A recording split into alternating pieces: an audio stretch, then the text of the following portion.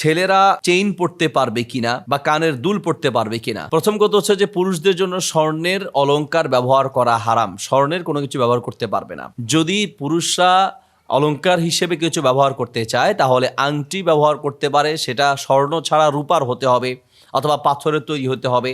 তবে পাথরের তৈরি বা অন্য কোনো আংটি পরার ক্ষেত্রে বা পরিধান করার ক্ষেত্রে অবশ্যই তার এমন কোনো নিয়ত থাকা যাবে না যেই নিয়তটা শিরকের সাথে জড়িত বা ইসলাম বিরোধী। যেমন অনেকে বিভিন্ন আংটি পরেন রোগ থেকে বাঁচার জন্য, কেরামতি আংটি মনে করে, বা এটা পড়লে বিভিন্ন বিপদ আপদ থেকে বাঁচা যাবে এরকম মনে করে পড়া যাবে না। এমনিতে সৌন্দর্যের জন্য যদি স্বর্ণ ছাড়া রূপার আংটি অথবা পাথরের আংটি পড়তে চায় জায়েজ আছে।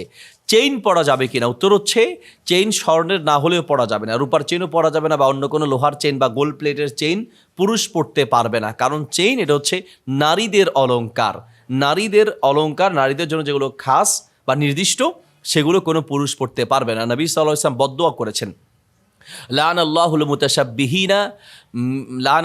মুতাশাব্বিহিনা মিনার রিজালি বিন নিসা, যে সকল পুরুষেরা মহিলাদের সাদৃশ্য গ্রহণ করে তাদের উপরে আল্লাহর গজব পতিত হোক। নবী সাল্লাল্লাহু আলাইহি ওয়াসাল্লাম বদদুয়া করেছেন। কাজেই পুরুষদের জন্য চেইন পরা বা কানের দুল পরা এগুলো হারাম, এটা পরা যাবে না, স্বর্ণের না হলেও যাবে না।